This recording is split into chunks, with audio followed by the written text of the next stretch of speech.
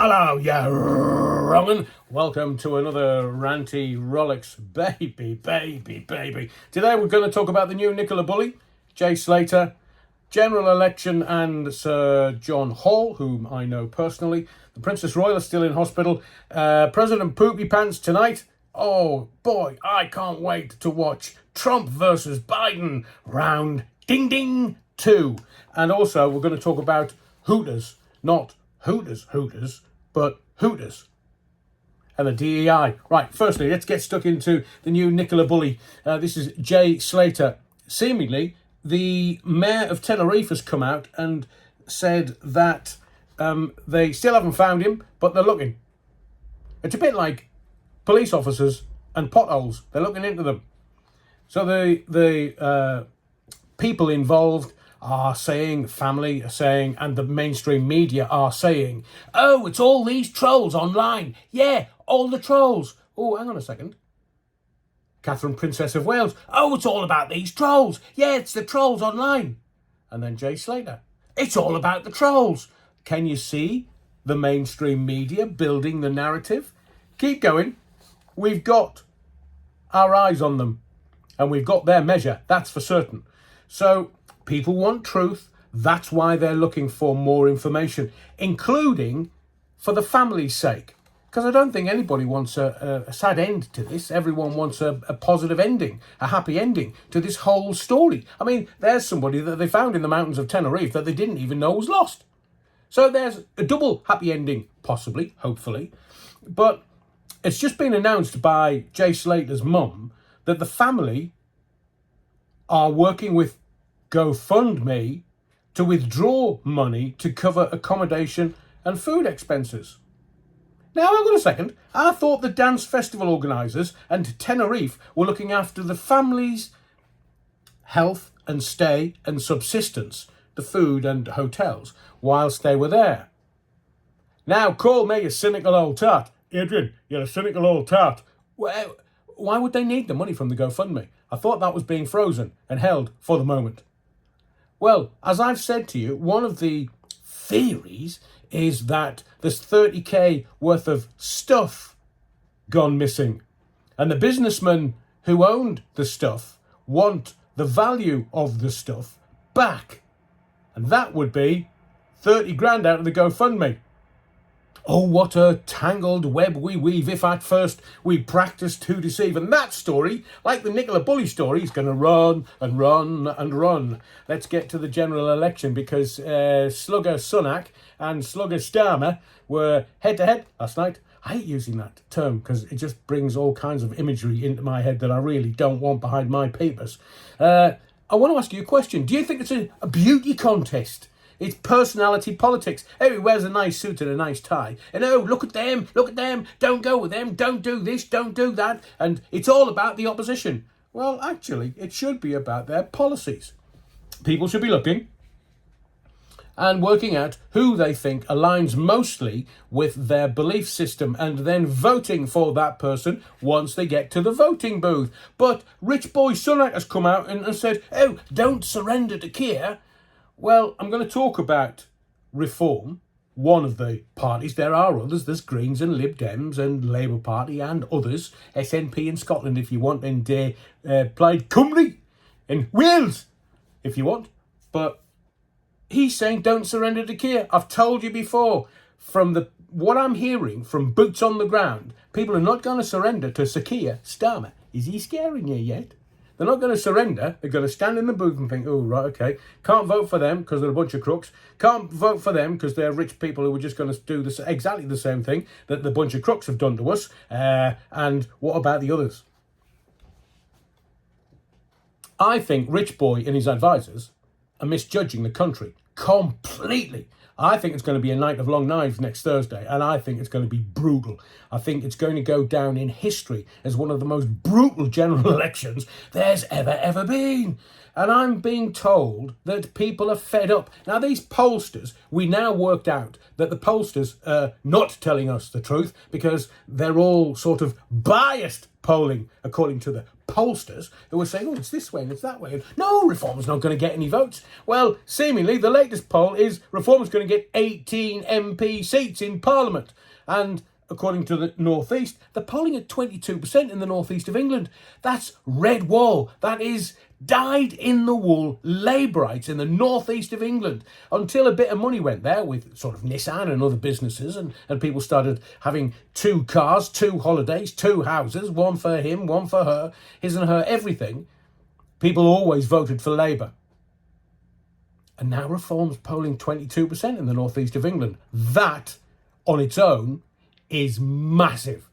Now, let me tell you, you and I both know that politics is crooked and not in the interests of the man and woman on the streets. It's just about the power. I've told you before, power corrupts absolute, power corrupts absolutely. We're just looking at these fools talking absolute BS, and just not even the first thing that comes into their head, they're paddling furiously because they know that politics and democracy in this country is almost over. So let's talk about what's happened today in Wearside. That's where I'm from, if you don't know. Sunderland, born and bred, or Sunderland, as it's pronounced. Now, Sir John Hall, I know Sir John Hall very well. His seat, he bought Wynyard Hall. He's the man behind the Metro Centre, one of the biggest massive shopping complexes in Europe. Now, I can tell you, because I normally just speak as I find, Sir John Hall is a wonderful man. He's a gentleman of the highest quality. And when I was working for TFM, the radio station on Teesside, there was an annual cricket match, TFM All-Stars versus the Metro All-Stars. And Sir John Hall very, very kindly gave us the use of the cricket facilities at Wynyard Hall. Now, Wynyard Hall is massive. It's a beautiful seat. And he's had it for, best part of nearly 40 years. So Sir John Hall was also behind, I think he's the lifetime chairman of Newcastle United. Hawk Tour. Now, Sir John Hall always remembered my name. I was a nobody to him, but he was generous to a fault. Not necessarily with money, but generous of spirit. He was kind, considerate. Is kind and considerate. And I saw Sir John Hall being quoted all over the press today, and I'm thinking, hang on, John, what are you doing? And he's like, well, I've been donating to the Tory party for ages, so basically I've told him the Foxtrot Oscar. I was like, Sir John, what a boy. And he's pictured with Nigel Farage, and he's saying, I'm going to support Reform UK. So he's now backing Reform and Nigel Farage, as I say, who are polling at 22% in the northeast of England. Honestly, that's massive. Nobody unseats, or very rarely unseats, Labour in the northeast of England, because it's working people with a working political party. But now they're so brassed off with the idiots in the Pink Palace in London that they're just like, lads, Foxtrot Oscar. So there's Sir John Hall, and I will tell you, to add a little flesh to the bone, we held, the last time I was at Wynyard Hall was quite a while ago, 30 odd years ago, and we won the trophy between the TFM All-Stars and the Metro All-Stars, and I was captain of the TFM cricket team. And it was a beautiful day, roasting hot summer's day. It was wonderful. And Sir John Hall, he put on a banquet fit for kings. I mean, it was massive. But and there was water and fresh lemonade and everything put on. And his good lady was there to present the trophies at the very end. So I have nothing but great things and positive things to say about Sir John Hall, whom I believe to be of a high quality as a gentleman. So I just thought I'd let you know, considering that he's back in Reform at 22% in the North East. That's a big story today. Massive story. Just a quick update on the Princess Royal, Princess Anne. She's recovering slowly. Now, at the beginning of the week, we were told, oh yeah, she'll be back doing her work, her job. She'll be back out by back end of the week. But Vice Admiral Sir Timothy Lawrence has said it's a slow recovery. The mainstream media said back to work by the end of the week. Honestly, you can't believe a word that they print, these morons. And we have to ask the question, was the Princess Royal knocked unconscious by this horse? We don't know whether she had a kick in the head. We don't know whether it barged her over with a large derriere. That's the horse, not Princess Royal, before you start. She's 73 years old, so she's obviously had a bit of a bump. She's staying in hospital. They're taking her treats. And there's only 3 people that she'll take any notice of. One's the hubby, one's the daughter, and one's the son. Everybody else can. Foxtrot Oscar. Let's talk about the presidential debate tonight very quickly before I get on to the main story of this ranty Rolex. Trump versus Biden, the presidential debate is tonight. Seemingly, what's coming out of America is that they're trying Biden to see whether he can hold his own. I think he's got every chance of getting the wife to do that for him. But he's supposedly not capable of having a presidential debate.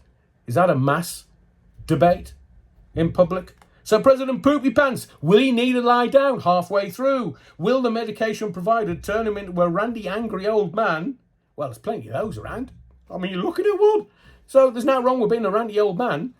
Ranty old man. Before you start going, oh, Sniffy Joe, has he been sniffing kids' hairs again? No, but President Poopy Pants, I just think it's all going to kick off tonight. Finally, Esther, my final point today. And it's kind of the current zeitgeist. Go woke, go broke. Now, Wix, Bud Light, there's loads of companies that are going woke and going broke.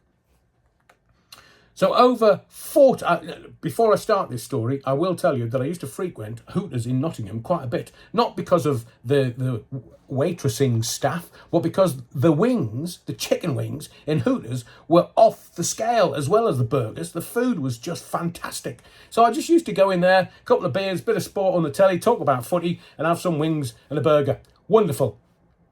Except Hooters have permanently closed 40 of their sites based on current market conditions and underperformance. I mean, experts are baffled. They're baffled. But let me tell you why I can certainly show them how to unbaffle themselves. So here's the example of Hooters as I remember them. And then here's the Hooters after they decided to go woke with diversity, equality, and inclusivity. So now, some may say it's something to do with their laser-like focus on a multicultural society using a well-thought-out marketing plan to show their dedication to diversity and inclusion. Yet those theories have yet to be explored. That's why the experts are baffled. Of course they're baffled. It's go woke, go broke. It's that simple. Now, if I wanted a heavy-set woman to serve me chicken wings, I'd go to me grandma's. And if they're getting rid of 40 Hooters sites, does that mean they have fewer openings to fill? Now, Hooters, let me just give this to you. Go woke, go broke. We're seeing it more and more and more. But Hooters are supposed to sell a fantasy, an escape for the men from the daily grind whilst giving them beautiful women. Obviously, it's called Hooters, so there's a reason why it's called Hooters. They want those beautiful women to bring them wings, not women that look like their wives, like these. My name's Adrian Allen. Thank you for your likes. Make sure you subscribe for more videos, but most of all, thank you for your indulgence. More videos coming. And whatever you do, let alone don't forget the Hooters chicken wings. Don't forget the Battenberg, baby.